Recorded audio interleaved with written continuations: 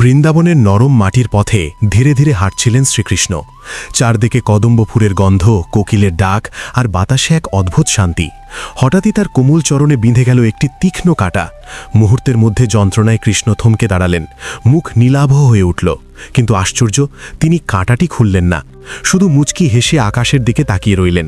ঠিক তখনই দূর থেকে দেবর্ষি নারদ এই দৃশ্য দেখে ছুটে এলেন। কাছে এসে তিনি দেখলেন কৃষ্ণের পায়ে কাঁটা বিঁধে আছে, অথচ এক ফোঁটাও রক্ত নেই, কিন্তু কৃষ্ণের চোখ বেয়ে নীরবে জল ঝরছে। নারদ বিস্ময়ে বললেন, প্রভু, কাঁটা আপনার পায়ে, অথচ রক্ত নেই কেন? আর আপনি কাঁদছেনই বা কেন? শ্রীকৃষ্ণ শান্ত গলায় উত্তর দিলেন, নারদ, এই কাঁটা আমার পায়ে বিঁধেছে ঠিকই, কিন্তু ব্যথাটা আমার নয়। তুমি কুঞ্জবনে গিয়ে রাধার খবর নাও। নারদ দক্ষিণী ছুটে গেলেন। শ্রীকৃষ্ণের এই গল্পটা এখনও অবধি যদি এতটুকুও ভালো লেগে থাকে তাহলে একটা লাইক করে কমেন্টে লিখুন হরে কৃষ্ণ।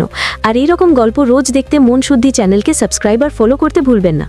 কুঞ্জমনে পৌঁছে যা দেখলেন তাতে তার বুক কেঁপে উঠল। রাধারানীর দুই পা রক্তে ভিজে যাচ্ছে, মাটিতে টুপটাপ করে পড়ছে লাল ফোঁটা, অথচ চারপাশে কোনো কাঁটা নেই, কোনো পাথর নেই। নারদ কাঁপা গলায় জিজ্ঞেস করলেন, রাধে, তোমার এমন দশা কেন?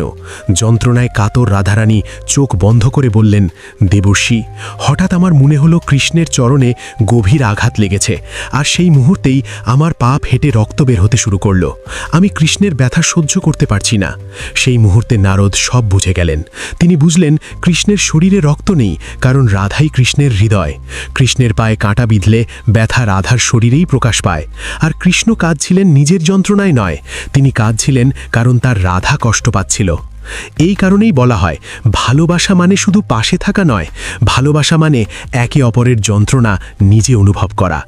রাধাকৃষ্ণ প্রমাণ করে দেন, যেখানে সত্যিকারের প্রেম আছে সেখানে আমি আর তুমি আলাদা থাকে না, সেখানে থাকে শুধু একটাই প্রাণ।